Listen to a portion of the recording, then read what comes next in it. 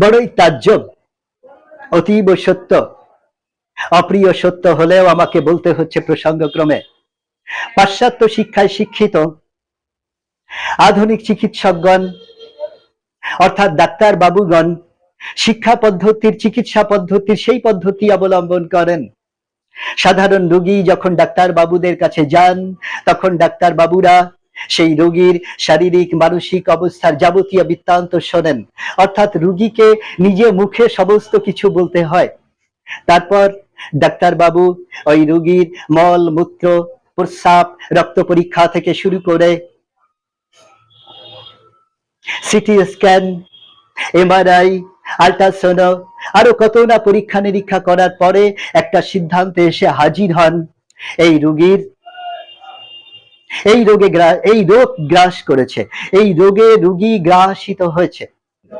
আর আমাদের এই তথাকথিত জ্যোতিষী অ্যাস্ট্রোলজারদের কাছে যখন সাধারণ মানুষ আসে, ওই সাধারণ রোগীরা যখন আসে, তখন ওই রোগীর, ওই সাধারণ মানুষের বর্তমান অবস্থার যাবতীয় অর্থনৈতিক প্রভাব প্রতিপত্তি সমৃদ্ধি যাবতীয় কিছু বর্ণনা করতে হয়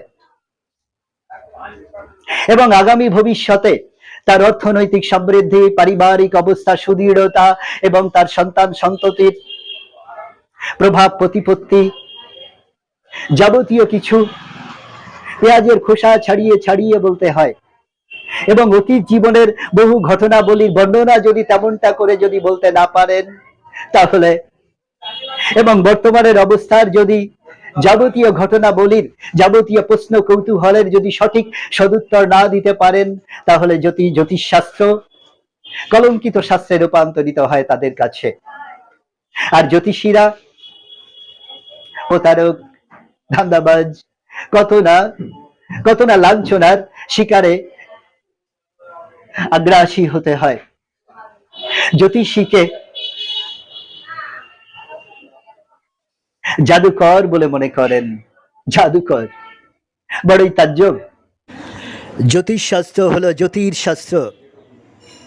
এই গ্রহ নক্ষত্রের জ্যোতির প্রভাব যে রকম ভাবে ক্রিয়া করে মনুষ্য সত্তায় তথা বিশ্ব প্রকৃতিতে, তার ফলস্বরূপ হলো জ্যোতিষশাস্ত্র। আর্য ঋষিগণ জ্যোতির্বিদ্যাকে দুই ভাগে ভাগ করেছিলেন।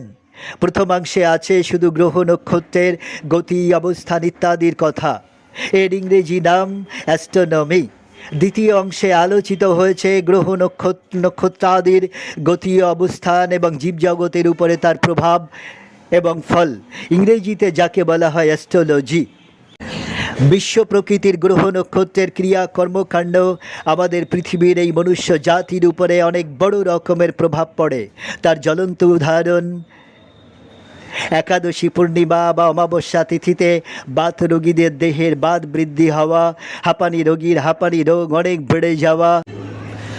জ্যোতিষশাস্ত্র এক মহাবিজ্ঞান। সমগ্র পৃথিবীতে এই বিজ্ঞানের প্রথম প্রবর্তক হলেন সমুদ্র ঋষি। তার নামানুসারেই একে সামুদ্রিক বিজ্ঞান বলে অভিহিত করা হয়। হস্তরেখা বিজ্ঞানের সঙ্গে গণিত, জ্যোতিষ, জ্যামিতি, দর্শন, মনোবিজ্ঞান ওতপ্রোতভাবে জড়িত।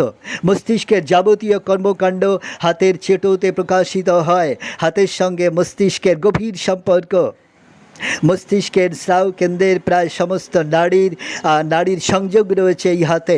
মস্তিষ্কের সমস্ত কার্যক্রম হাতে প্রতিফলিত হয়। আত্মজ্ঞান বিকাশের দ্বারা আমরা নিজেরাই নিজের ভাগ্যের স্থপতি হতে পারি। এশিয়ার অন্যতম শ্রেষ্ঠ চিকিৎসক ডক্টর বিধানচন্দ্র রায় ভারতীয় সামুদ্রিক বিজ্ঞান তথা হস্তরেখা বিজ্ঞানে বিশেষ দক্ষ ছিলেন। মানুষের চেহারা দেখেই সহজেই রোগ নির্ণয় ও নিরাময় করতে তিনি সমর্থ হতেন।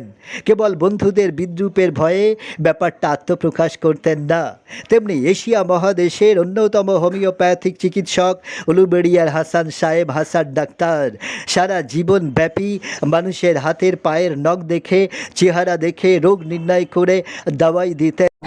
সম্মানীয় দেশবাসী, বিশ্ববাসী, আমার সালাম, প্রণাম ও শ্রদ্ধার্ঘ্য গ্রহণ করুন। আপনাদের কাছে শুধু এইটুকু নিবেদন, আমাদের চ্যানেলটিকে লাইক, শেয়ার, সাবস্ক্রাইব করে বেশি বেশি মানুষের কাছে পৌঁছে দিন। আর ভালো থাকুন প্রার্থনা করি।